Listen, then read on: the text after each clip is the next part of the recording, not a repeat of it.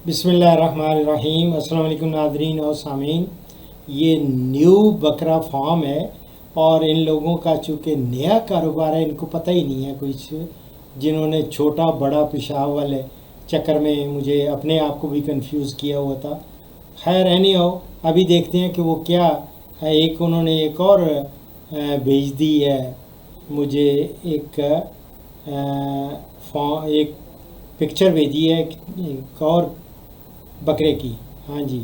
और हमने इनका टेम्परेचर चेक करवाया है, 104 105 ओए होए टेम्परेचर होए। जा रहा है। उसके बाद दो पहले बीमार हुई थी, एक पाक था और एक जिसे लीला कहते हैं वो था। उसके जो है ना फेफड़ों का मसला था, एक फेफड़ों फेफड़ा बिल्कुल ख़त्म था। इसलिए मैं पूछ रहा था कोई इसी वजह से कोई हो तो। एक एक और है, उसको बहुत खांसी है। मेरी जान, जिसको खांसी है, जिसका फेफड़ा का मसला है और जिसको नज़ला हो, उसके लिए एक्सिनल RTU के इंजेक्शन्स हैं।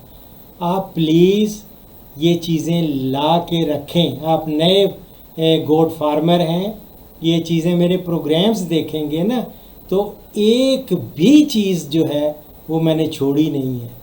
आप जब देखेंगे फेफड़ों का मसला है, खांसी है, ज़ुकाम है और ठीक नहीं हो रहा, उसी वक्त आपको मिल जाएगा। आप लिखेंगे बुखार, बकरा बुखार, बुखार का मिल जाएगा।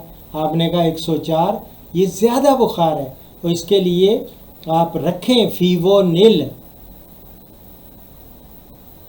फीवर कहते हैं इंग्लिश में बुखार को, फीवर कहते हैं बुखार को, और फीवोनिल यानी उसको निल कर देता है, यानी ख़त्म कर देता है फीवर को। ठीक है, जिस तरह डायरोबान, ये डायरिया हो जाता है, इनका पेचिश लग जाते हैं, तो एक साशे वो भी रखें डायरोबान। यो जिसके फेफड़े ख़राब हैं उसको एक्सिनल RTU, या फिर वो महंगा हो तो अगर समझते हैं तो PPSLA के इंजेक्शन लगाते हैं। आप आहिस्ता आहिस्ता समझ आएंगे, लेकिन काश के अभी आप नए हैं ना, इसलिए आपको पता नहीं है इन चीज़ों का।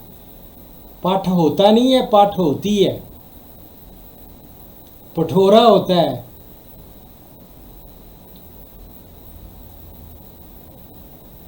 और इसी तरह मैं आपको और भी, आपको प्लीज़, ये चूँकि बीच में कॉल्स आ जाती हैं जिसलिए मैं थोड़ा परेशान होता हूँ, आप लोगों तक मेरी बात पहुँच नहीं पाती। मेरी बात नहीं पहुँच पाती क्योंकि बहुत सारे लोग बीच में आ जाते हैं, कॉल्स करना शुरू कर देते हैं।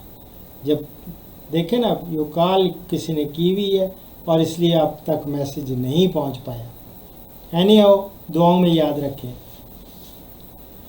और इस प्रोग्राम का अख्ताम करते हैं। हज़रत ज़ैद बिन खालिद